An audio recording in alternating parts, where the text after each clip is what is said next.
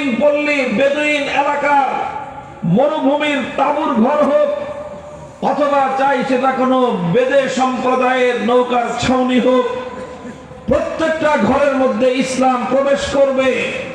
হয় অনেকে স্বাচ্ছন্দ্যে আনন্দে ইসলামকে গ্রহণ করবে, যারা ইসলামকে পছন্দ করবে না তাদেরকে লাঞ্ছিত করে, পরাজিত করে, অপদস্থ করে প্রতি ইঞ্চি মাটিতে আল্লাহর দ্বীন বিজয়ী হবে ইনশাআল্লাহ।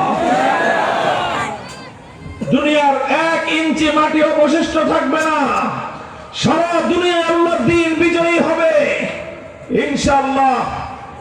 আমার এই কথা, এই বক্তব্য, এটা এতটাই সত্য, এতটাই বাস্তব। কামা আন্না দুনাল গাদি কামা আন্না দুনাল ইয়াউমি আল গাদ।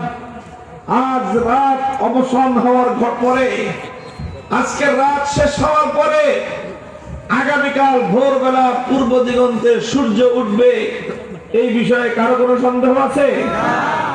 আগামীকাল সকালবেলা সূর্য উঠবে, এটা যেরকম নিশ্চিত, সারা দুনিয়ায় প্রতি ইঞ্চি মাটিতে আল্লাহর দ্বীন বিজয়ী হবে, এটা তার চেয়ে বেশি নিশ্চিত। দুনিয়ার 1 ইঞ্চি মাটি অবশিষ্ট থাকবে না। চায়নার পিকিং এর রাজপথ হোক, সেখানে কালেমার পতাকা উড়বে।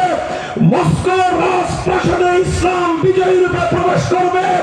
ওয়াশিংটনের হোয়াইট হাউসের মাথার উপর কালেমার পতাকা উড়বে। দিল্লির লাল কেল্লা আবার ইসলাম শাসন করবে। ইসলামের অগ্রযাত্রা রুখে দেওয়ার সভ্য পৃথিবীর কোন শক্তি হবে না।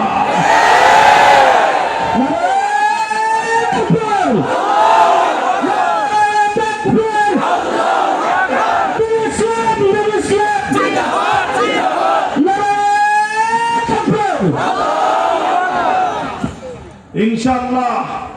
এত আত্মবিশ্বাসের সাথে আমরা এই কথা কেন বলতেছি?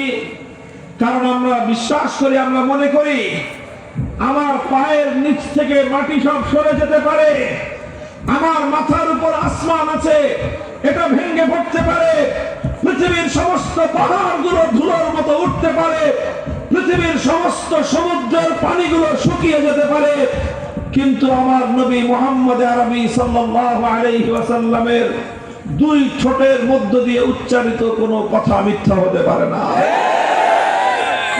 এটা সেই নবীর ভবিষ্যৎবাণী, এটা সেই নবীর ভবিষ্যৎবাণী, আস-সাদিকুল মাসদুক, যিনি তার সারা 63 বছরের জিন্দেগিতে কোনোদিন একটা মিথ্যা কথা বলেন নাই, কোনো অবাস্তব কথা বলেন নাই।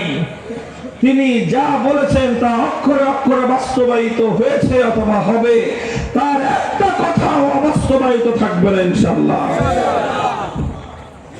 সুতরাং পৃথিবীর প্রতিটি প্রান্তে প্রান্তে, পৃথিবীর প্রতিটি কোনায় কোনায়, পৃথিবীর প্রতিটি জনপদে, এই পৃথিবীর প্রতিটি ঘরে ঘরে আল্লাহর দ্বীনের পতাকা উড্ডীন করা, এটাই হলো আমাদের চূড়ান্ত গন্তব্য।